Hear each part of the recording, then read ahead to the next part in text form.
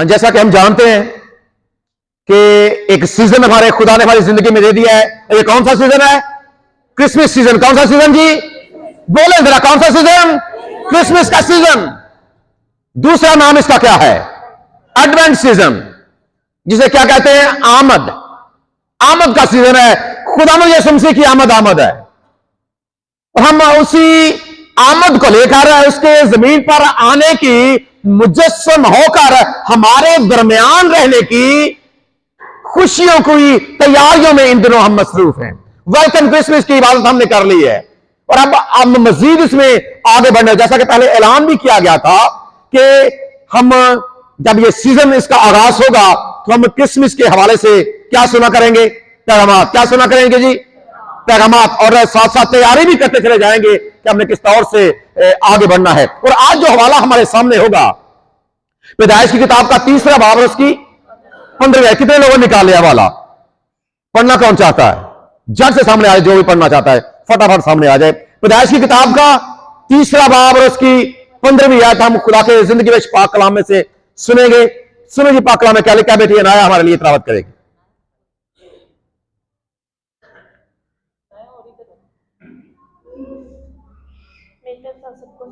सलाम जी। पैदाइश 3रा बाब और उसकी 15वीं आयत। और मैं तेरे और औरत के दरमियान और तेरी नस्ल और औरत की नस्ल के दरमियान अदावत डालूंगा, और वो तेरे सर को कुचलेगा और तू उसकी एड़ी पर काटेगा। खुदा के पाक कलाम का पढ़ा और सुना जाना। आमीन। खुदा का शुक्र। थैंक यू बेटा जी, हवाले को सुना जी आपने। और इस हवाले के बारे में जो यहां पर लिखा गया, पैदाइश की किताब का 3रा बाब उसकी 15वीं आयत, इसके मुतल्लिक यह कहा जाता है कि यह किताब मुकद्दस की सबसे पहली पेशनगोई। और इसके बारे में यह भी कहा जाता है कि यह खुदावंद यीशु मसीह के हवाले से बात करती, या उसके हवाले से हमारे सामने एक खुदा के वादे को रखती। तो इस बात को भी आपने सामने रखना है कि पुराने हदरामे में 300 से ज्यादा पेशनगोइयां खुदावंद यीशु मसीह के बारे में पाई जाती, 300 से ज्यादा, और उन्हीं में से एक आज हमारे सामने है। पैदाइश की किताब का 3रा बाब उसकी 15वीं आयत जो पेशनगोई है, इसी बात को बुनियाद बनाकर आज हम खुदा के पाक कलाम को सीखने जा रहे हैं। हवाले को आपने सुना है। अगर आप इस हवाले को, अगर आप 14वीं आयत को पढ़ेंगे, उसके ऊपर एक टाइटल दर्ज है बच्चों। टाइटल उसके ऊपर लिखा हुआ। टाइटल क्या है? खुदा सजा सुनाता है। क्या सुनाता है जी? खुदा सजा। सजा होती किसको है? किसको मिलती है खुदा सजा? जिसने क्या किया हो? गुनाहगार। जिसने गुनाह किया है उसको क्या सुनाई आ रही है? इसका मतलब यह है, जब टाइटल ये लिखा गया कि खुदा सजा सुनाता है, इसका मतलब यह है कि पहले गुनाह किया जा चुका, गुनाह सरजद हो चुका है, और अब वक्त है कि खुदा सजा सुना रहा है। और यह बात हमारे सामने इस बात को भी रखती है कि अगर आज हम गुनाह करते हैं तो एक वक्त आएगा कि हमें भी सजा सुना दी जाएगी। क्या होगा जी? सजा। अगर आज नहीं तो कब? ये कब खुदा करेगा? ये खुदा का अपना इंतजाम है, लेकिन खुदा सजा जरूर सुनाता। ये गुनाहगार, अब यहां पर गुनाहगार कौन है? 3 पार्टियां हैं वहां पर। अगर आप इससे पहले की बात करें तो आपको पता है दो का तो हमें पता है कौन कौन सी है। एक आदम है, और एक कौन है? एक हव्वा है, और इसके साथ एक और भी है, सांप है, या फिर सांप के अलावा हम इसे क्या कह सकते हैं? इब्लीस है। इन्होंने गुनाह किया है। अब बारी है कि खुदा सजा सुनाए, क्योंकि ये खुदा के मुखालिफ गए हैं। क्या गए? ये खुदा के मुखालिफ गए हैं, इसलिए अब वक्त है कि खुदा इन्हें सजा सुनाता। अब जब खुदा सजा सुनाता है तो सबसे पहले खुदा ने जो सजा सुनाई है वो सांप के लिए और इब्लीस के लिए। इसलिए खुदा ने इसको पहले सजा सुनाई कि इसकी वजह से इस कायनात में, इस दुनिया में गुनाह मुतारफ हुआ। गुनाह को मुतारफ, अगर आप यशायाह नबी का सहीफा पढ़ेंगे और उसका अगर आप 14वां बाब पढ़ेंगे, उसकी 12वीं आयत पढ़ेंगे, तो वहां पर ये इस बात को लिखा गया है कि आसमान के सितारे, यहां पर उसे आसमान का सितारा इब्लीस को कहा गया है। वो रोशन सितारे की मानद था, एक रोशन सितारा जिसने खुदा के साथ बगावत कर दी। और आपको यह पता है कि इस कायनात का जो सबसे पहला गुनाह है वो कौन सा है? पहले गुनाह के बारे में कौन वाकिफ है? सबसे पहला गुनाह जो किया गया इस कायनात में, इब्लीस ने क्या किया? नाफरमानी। तो सारे गुनाह नाफरमानी होता है, सारे गुनाह ही नाफरमानी में आते हैं। पहला गुनाह पता कौन सा जी? पहला गुनाह गुरूर किया था। गुरूर किया, घमंड किया और अपने आप को खुदा के बराबर। अगर आप इस हवाले को पढ़ेंगे यशायाह नबी के सहीफे में से, तो उसने कहा कि मैं अपने तख्त को खुदा के तख्त के बराबर लेकर चला जाऊंगा।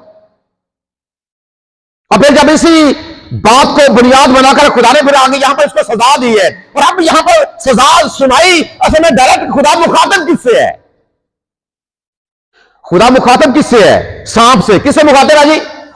लेकिन हमें पता है कि इसके पीछे जो मास्टर माइंड है, मास्टर माइंड समझते हैं जी, जो पीछे एक कई आगे ब्लैकमेल हो जाते हैं, गुनाह कर जाते हैं, लेकिन पीछे कोई करवाने वाला भी होता है। क्या होता है पीछे? कोई इब्लीस दरअसल यहां पर मास्टर माइंड है और उसने सांप को इस्तेमाल कर लिया है। हालांकि अगर देखा जाए तो सांप भी खुदा की पैदावार है।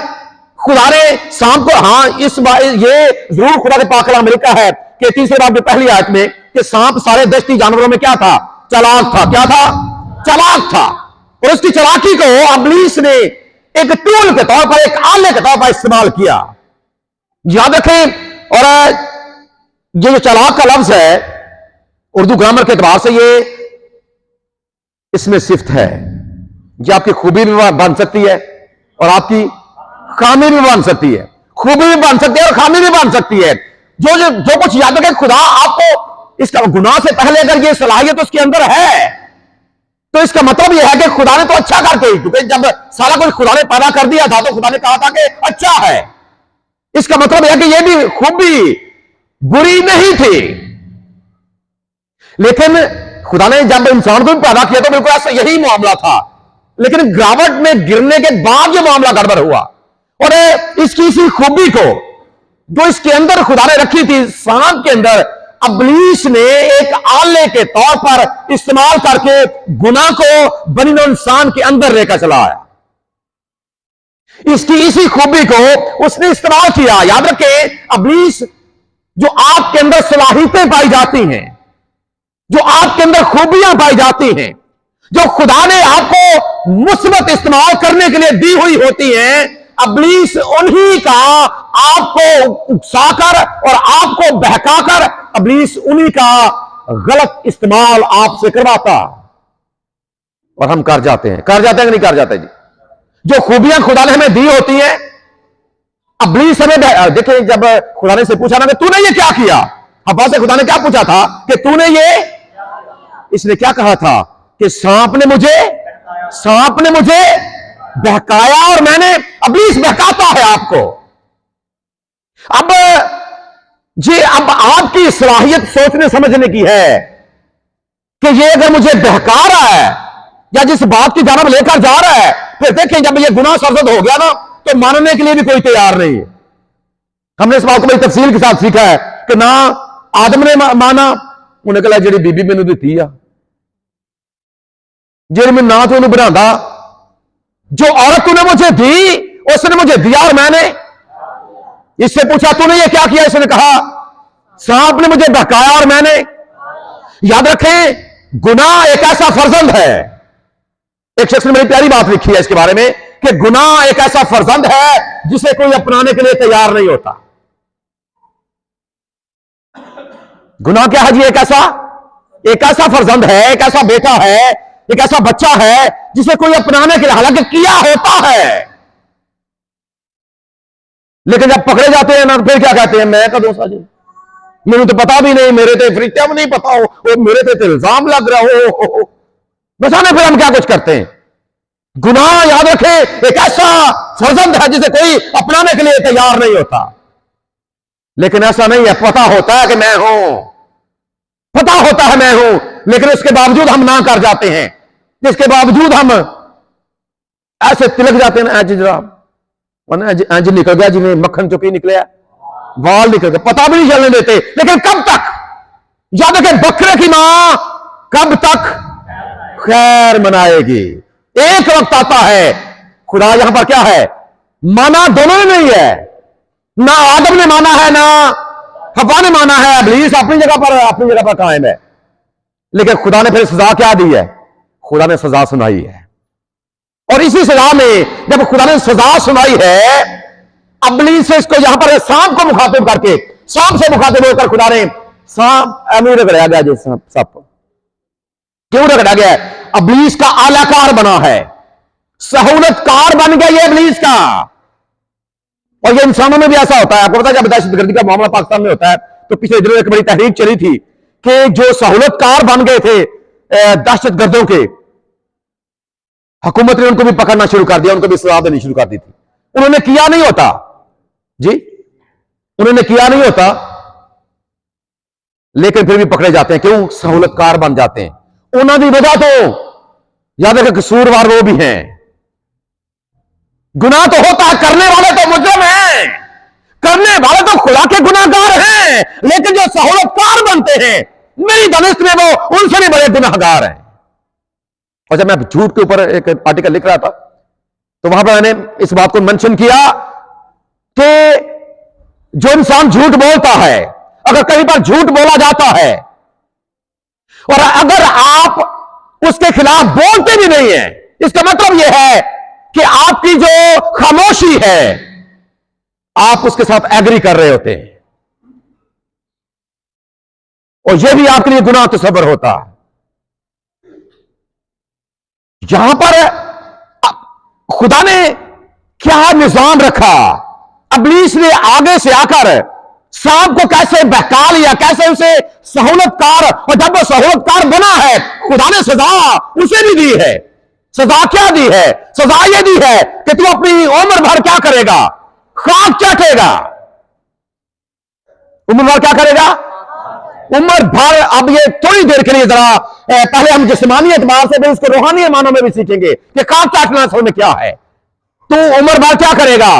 हालांकि अगर देखा जाए खुदा ने ये खाने के लिए खाक नहीं रखी। अगर आप पहले बाब को पढ़ेंगे ना पैदाइश के, जब जानवरों का जहां पर आपको बयान मिलता है बनाए जाने का, दूसरे बाब में भी, तो वहां पर जड़ी बूटियां खुदा ने खाने के लिए दी, लेकिन खुदा ने से कहा तू खाक चाटेगा। खाक चाटना दरअसल ये एक मुहावरतन भी बात इस्तेमाल होती है। कई बार जब कभी कोई हारता है ना, हारता है, तो इसके लिए एक मुहावरा इस्तेमाल होता है कि फलां ने फलां को धूल चटा दी। मुहावरा आपने पढ़ा होगा, पढ़ा कभी कि नहीं पढ़ा जी? पढ़ा हुआ है, चलो अच्छा, कोई गलत पढ़ी, शुक्र। धूल, फलां ने फलां को क्या कर दी? जिस तरह हमारे पाकिस्तान जब कभी जीतते हैं ना, मैच जीतते हैं, तो फिर बड़े जो सुर्खियां लगती ना होते थे अखबारात थे, शाहीनों ने जनाब धूल फलां को चटा दी, शाहीनों ने जनाब सुरमाओं को ये कर दिया। ये इस तरह के चले वो अपने के थोड़ा सा लगाकर करते हैं मुहावरतन। और ये मुहावरा इस्तेमाल हुआ है कि तू अपनी उम्र भर क्या करेगा? खाक चाटेगा। क्यों खाक चाटेगा? इसलिए कि तू इब्लीस का काला काला आलाकार बन गया, इसलिए कि तू उसका सहूलतकार बन गया, इसलिए कि तू इंसानों को बहकाने में जो खूबी मैंने तेरे अंदर रखी थी, जो चालाकी मैंने तेरे अंदर रखी थी, जो होशियारी मैंने तेरे अंदर रखी थी, बजाय इसके कि तू उसका पॉजिटिव इस्तेमाल करता, बजाय इसके कि तू उसका अच्छा इस्तेमाल करता, तूने उसका गलत इस्तेमाल किया है। और चूंकि तूने गलत इस्तेमाल किया है, अब तेरी सजा यह है कि तू उम्र भर खाक चाटेगा। और आज भी आप देखते हैं, ऐसा है कि नहीं जी? सांप क्या करता है? सांप क्या करता है जी? जो भी है वो ऋण नहीं सू जिथे भी जाना। ये सजा है खुदा ने जो उसको दी है, जो खुदा ने उसकी जिंदगी में रख दी है। और उस वक्त से लेकर, और हमने पहले बार एक बात सीखी थी कि याद रखें कि जो गुनाह है वो नस्लों में मुंतकिल होता है। वो अवलीन सांप था जिसको खुदा ने सजा सुनाई, और आज भी देखें हजारों साल गुजर चुके हैं, जितने भी सांप दुनिया में पैदा होते हैं वो सारे के सारे क्या करते हैं? खाक चाटते हैं। क्योंकि ये फरमाया किसने है? कादे खुदा ने, कादे खुदा। और ये सच्चाई है खुदा के पाक कलाम पर, सच्चाई पर एक मोहर है कि किस तरह खुदा का पाक कलाम जिंदगी में पूरा होता है। खुदा ने हालांकि चाहिए ये था जब वो सांप मर गया, जितने भी वो जिंदा रहा, जब वो मर गया तो फिर बात खत्म हो जानी चाहिए थी, लेकिन बात खत्म नहीं हुई, नस्लों में मुंतकिल हुई है। तो उम्र भर क्या करेगा? खाक चाटेगा। और दूसरी एक और सजा उसको दी, एक और, वो ये थी कि इंसानों के हवाले से, क्योंकि औरत के साथ बातचीत चल रही थी इसकी, औरत का इसका मुकालमा हुआ, जब इसने औरत को बहकाया और औरत ने वो काम कर लिया जो खुदा ने शजरे ममनुआ था, वो उसने उसमें से फल खा लिया, और खुदा ने फिर सजा एक और वो क्या की कि जो औरत की नस्ल है, जो इसमें से पैदा होंगे, जो इसमें से औरत में से पैदा होंगे, तू उनकी एड़ी पर काटेगा। और आज तक क्या हो रहा है? ये अदावत डाल दी है कि मैं तेरी और औरत की नस्ल के दरमियान क्या कर दूंगा? अदावत डाल दूंगा। और आज भी देखें जहां पर सांप नजर आता है, आप झट से क्या करते हैं? फटे आजे डंडा भाई कोई पर। तेरे और औरत की नस्ल के दरमियान क्या कर दूंगा? अदावत। हालांकि अगर देखा जाए, जब हवा के साथ इसकी गुफ्तगू हो रही है, बड़े प्यार नाल गुफ्तगू होती होगी, एक पासे सफरी ने, एक पासे जनाब हवारी ने, कैसे गुफ्तगू हो रही है कि खुदा ने वाकई आख्या है, हंस के गल कर दो अबलीस का तरीका है ना पसंद। कैसे प्यार उस वक्त हवा ढली ना, इसने आदम को पुकारा है, आदम जी देखो एडा बड़ा सप आ गया, कुछ बड़ा डंडा ले आया, कोई बात ऐसी हुई है? बातचीत चल रही, क्यों? कि डर खौफ नहीं है, डर खौफ नहीं है, इसलिए बाहमी गुफ्तगू और बाहमी मुकाबला हो रहा है, मुकालमा हो रहा है, बड़े खुशगवार माहौल में बातचीत जारी है। लेकिन ये काम होने के बाद जब खुदा ने सजा सुना दी कि अब के बाद तेरी नस्ल और जो औरत की नस्ल है, इंसान पैदा होंगे और तेरे भी आगे सपोलिए पैदा होंगे, लेकिन मैं ये सजा का ऐलान करता हूं कि तू उसकी एड़ी पर काटेगा और वो तेरे सर को कुचलेगा। जिस्मानी एतबार से भी ये सजा हमें आज भी नजर आती है। और जब भी कभी सांप को मारने की बारी आती है, कोई दुम को नहीं मारता, किसको मारता है? सर को मारता है। क्यों सर को मारता है? और एक सांप के बारे में डॉक्यूमेंट्री एक दिन मैं देख रहा था, तो उसके बारे में मुझे पता नहीं नाम क्या था उसका, ब्रैटल स्नेक था गालबन या क्या था। उसने क्या किया कि उसकी सिरे को काट कर उसको दबा दिया, और तकरीबन 15-20 मिनट आधे घंटे के बाद उसने निकाला, तो फिर वो वैसे की वैसी थी। उन्होंने कहा था कि कम से कम सिर के काटे जाने के बाद भी ये कम से कम आधा घंटा काटने की सलाहियत रखता है। जब इसके सिरा कट भी जाता है ना, सर कट भी जाता है, क्यों? इंसान देखे उसकी सिर को हमेशा पीछे से बिल्कुल छोड़ देगा, लेकिन उसके सिर को, और जो कोई मार भी जाता है फिर उन्होंने तो चंगी तरह होता कि नहीं। खुदा के पाक कलाम की याद रखें, क्यों? ये इंसान के अंदर ये बात है, और ये खुदा के पाक कलाम की सच्चाई है जो उसने उस वक्त सजा दी थी कि वो जो नस्ल इंसानी है वो तेरी सिरी को कुचलेगा, इसलिए कि तूने उसके खिलाफ ये काम किया, तू भी काटेगा, काम तू भी नहीं होगा, तू भी काटेगी, लेकिन तू उसकी एड़ी पर काटेगा। खुदा ने उसे मुकम्मल फतह नहीं दी, इसमें कुछ शक नहीं है कि खुदा ने इंसान को अशरफ और मखलूकात बनाया है, और अपने सारे जहर के बावजूद, अपने सारी दहशत के बावजूद आप ये भी देखते हैं कि वो एड़ी की हद तक तो जा सकता है। एड़ी से मुराद यह है कि उसकी खाद एक, लेकिन उसके जो इंसान है वो उसे अपने काबू में भी कर लेता है। आप डॉक्यूमेंट्रीज देखते हैं, बड़े बड़े सांपों को इंसानों ने अपने काबू में कर रखा है। तो ये बात आज भी सच साबित हो रही है, और ये हमारे लिए एक सबक और हमारे लिए एक नमूना है कि कहीं जाने और अनजाने में, कहीं इस तरह के मामलात में कहीं ऐसा ना हो याद रखें कि जो आपके खुदा ने आपको खूबी दी है। कई बार जो हमारी खूबियां हमारे अंदर है ना, बाज़ बोलने की खूबी है, बाज़ बातचीत करने की खूबी है, बाज़ हमारी कोई और खूबसूरती है, हमारा चेहरा खूबसूरत है, हम अपनी खूबसूरती का नाजायज फायदा ले लेते हैं, खूबसूरती का गलत इस्तेमाल कर जाते हैं।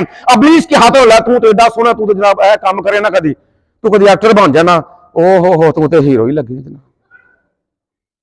हीरो लगेगा तू केड़ी हीरोइन तो घट है, तू वेख तो सही ऐश्वर्या राय दी अखा वेख ले अपनिया वेख ले।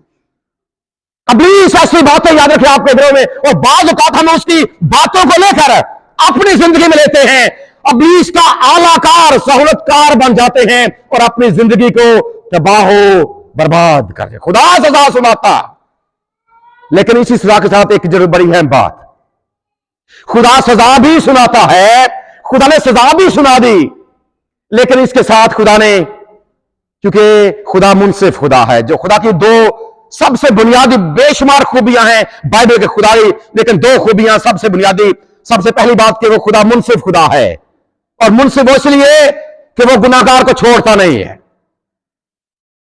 गुनाह की मजदूरी क्या है? गुनाह की मजदूरी मौत है। खुदा सजा भी सुनाता है, लेकिन इसके साथ चूंकि खुदा मुहिब खुदा भी है, मुनसिफ भी है और मुहिब भी है, मोहब्बत भी रखता है, और मोहब्बत इसलिए करता है ताकि बनी लो इंसान बच जाए। और यहां पर खुदा ने एक वादा भी कर दिया, अभी इसके ये जिस्मानी एतबार से तो सृज कुचलने का तरह का मामला, लेकिन जब आप इसी बात को आगे लेकर जाएंगे तो बाइबल के माहिरीन इस बात पर मुत्तफिक हैं कि ये बात खुदा यीशु मसीह के हवाले से की गई। और जब यहां पर लिखा गया कि तेरी नस्ल, किसकी नस्ल जी? औरत से मुखातिब, तेरी नस्ल के दरमियान, पहले तो जनरल बात की गई कि जो भी नस्ल पैदा होगी, लेकिन फिर जब तेरी नस्ल की स्पेसिफिक बात हुई, इसका मतलब यह है कि एक वक्त आने पर मैं एक ऐसी शख्सियत को दुनिया में बर्पा करूंगा जो सिर्फ औरत की नस्ल होगा। क्या होगा जी? औरत की नस्ल होगा, और वो असल में तेरी सिरी को ठीक तरीके के साथ कुचलेगा। और हमें सलीब के ऊपर यह मंजर नजर आता है कि इब्लीस ने पूरा काम किया, इब्लीस ने अपना पूरा प्लान किया कि किसी ना किसी तरह खुदा यीशु मसीह को रास्ते से हटा दे। और यह मंजर हमें यूं तो आजमाइश के वक्त भी मिलता है, मत्ती की इंजील बयान के 4 बाब में, फिर हमें गत्सेमनी बाग में भी ये सारा मंजर मिलता है। और उसके बारे में भी बाइबल के बाहर लोग ये लिखते हैं कि वहां पर भी बहकाने की कोशिश की गई, यीशु मसीह को हटाने की कोशिश, ताकि असल मंजर से खुदा हट जाए, मौत का खौफ अंदर डालने की कोशिश की, ताकि ये मौत से डर कर इस प्याले को पीने से इनकार कर दे, लेकिन ऐसा नहीं हुआ। वहां पर भी शिकस्त हुई है। उसके बाद सलीब के ऊपर ये सारे जख्म हैं, ये एड़ी के ऊपर काटा जाना है, कोड़ों का मारा जाना, सारे जख्म मिलने, ये सारे के सारे, हत्ता के यहां तक मौत तक अगर देखा जाए तो ये एड़ी पर काट इब्लीस कुछ था कि अब बात खत्म हो जाएगी। लेकिन ये बात याद रखें, जब यहां पर ये वादा कर दिया गया कि तू इब्लीस, तू उसकी एड़ी पर काटेगा, लेकिन वो क्या करेगा? लेकिन वो तेरे सर को कुचलेगा। और खुदावंद यीशु मसीह ने मौत का शिकार होने के बाद मुर्दों में से तीसरे दिन जिंदा होकर फतह का शादियाना बजाया और इसके सर को हमेशा हमेशा के लिए कुचल दिया और फतहबंदी का ऐलान कर दिया कि मौत तेरा डंग कहां रहा और तेरी फतह कहां रही। वो तेरे सर को कुचलेगा।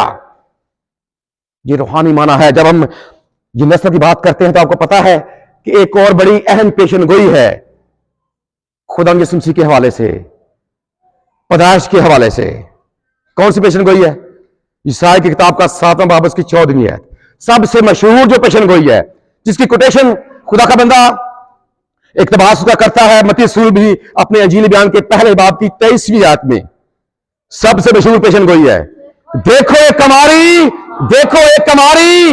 और याद रखें इस पेशन गोई, ये जो पेशन गोई तेरी नस्ल, जो नस्ल इंसानी, ये सिर्फ औरत से पैदा होने वाला, और ये काम सिर्फ वही कर सकता था। ये तकमील हुई है खुदा यीशु मसीह की सूरत में, क्योंकि उसमें मर्द का अमल दखल नहीं है। जो औरत की नस्ल से पैदा होगा वो तेरे सर को कुचलेगा। और हम ऐसे वादे के लिए खुदा का शुक्र अदा करते हैं कि जहां पर खुदा ने सजा दी है इंसानों के लिए, याद रखें आज भी हमारे लिए उम्मीद है। अगर देखा जाए तो हम गुनाह में ना जाने कहां तक गिर चुके हैं। इब्लीस के आले कार ना सिर्फ खुद गुनाह करते हैं बल्कि दूसरों, याद रखें गुनाह जो अलूदा शख्स होता है ना, उसकी एक फितरत होती है। फितरत उसकी ये होती है कि अगर मैं गुनाहगार हूं ना तो कोई ना कोई मेरे साथ में जरूर शामिल हो जाए ताकि मेरा काना हो जाए। लोगों की ये कोशिश होती है ताकि मैं वक्त आने पर इसे ब्लैकमेल कर सकूं। ये गुनाहगार शख्स की कोशिश होती है। लेकिन याद रखें, जो कुछ भी हमारी जिंदगी में पाया जाता है, जिस किस्म के गुनाह हमारी जिंदगी में पाया जाता है, हमारे लिए एक उम्मीद खुदा ने हमें दे दी है। ये पेशेनगोई करके और ये हमारे साथ वादा करके एक वक्त आएगा कि इब्लीस कुचला जाएगा। हमें भी फतहमंदी का कि एक वक्त आएगा कि जिस तरह हमारा खुदा यीशु मसीह उसने गलबा पाया, हम भी गलबा पा सकते हैं उसके जरिए से, उसको कबूल करके। सो आज हमारे लिए वक्त है कि जरूर अपनी जिंदगी पर गौर करें। अगर वाकई गुनाह में जिंदगी गुजार रहे हैं तो हमारे लिए, हमें खुदा ने जिंदगी देकर यह मौका दे दिया है ताकि हम जिंदगी में आगे बढ़ सकें। और जिंदगी में आगे बढ़ने के लिए हम यीशु मसीह को अपना शख्सी निजात दहिंदा, जिसका वादा यहां पर किया गया कि जो कंवारी से पैदा होगा, हम अगली बार सीखेंगे कि ऐसा क्यों खुदा ने किया था, ये क्यों इस तरह ये सारा प्रोसीजर खुदा ने किया, ये हम अगले पैगाम में सुनेंगे। लेकिन आज जो बात हमारे सामने है वो ये है कि अगर खुदा ने वादा किया तो खुदा ने पूरा भी किया।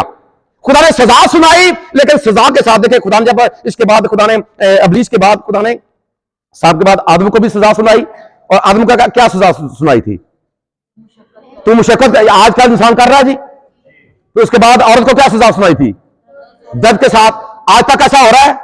अलग चाहिए आदम जिन्हें हवा ने जिन्हें पैदा किए हैं बच्चे, वो दर्द न कर दी, बाकी आज सुकून चुंदे, लेकिन सुकून में नहीं है। क्यों है? खुदा ने सजा दी थी और ये नस्लों तक चल रही है। इसलिए कि खुदा सच्चा और बरहक है, उसका पाक कलाम सच्चा और बरहक है।